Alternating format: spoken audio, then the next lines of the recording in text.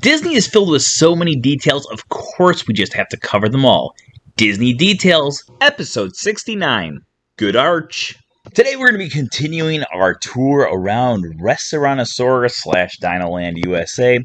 Now, if you've joined us in the past, you may have realized that Dinoland USA has a whole lot more story going on than most people are actually realizing when they are walking through this extremely detailed land. But today we're going to be talking a little bit about the people who are behind the scenes. Now, we talked a little bit last time about how Restaurantosaurus was at one point the original home of the Dino Institute. However, now it is currently the home of the paleontologists that are digging up all of the bones over at the Boneyard. We're going to be going into a lot more detail about the inside of the restaurant sometime in the near future and about the living quarters that they have there. However, today we're going to be focusing a little bit more on the exterior of the area.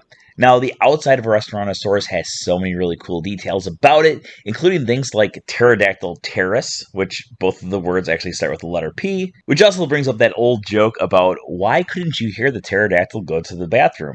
You get the punchline. You can also find the trailer, which claims that I are smart instead of I am smart. But the section we're going to be taking a look at today is Up on the Rooftop, Santa Claus. Well, not Santa Claus, but if you look at the rooftop, you can find several different chairs up there, along with bow and arrows found hanging upon the wall. If you look at Restaurantosaurus from the exterior, you can actually find a water tower that says eat, and then of course someone wrote down Asaurus at the end of it, which just appears to be a normal water tower.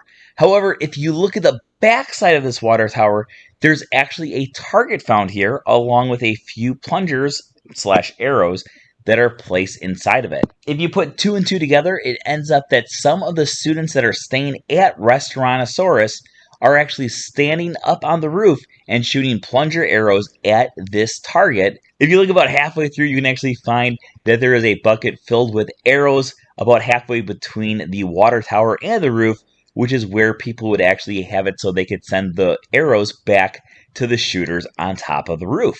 Thank you for joining us for today's episode of Disney Details. If you're not already subscribed, make sure you subscribe and we'll see you tomorrow.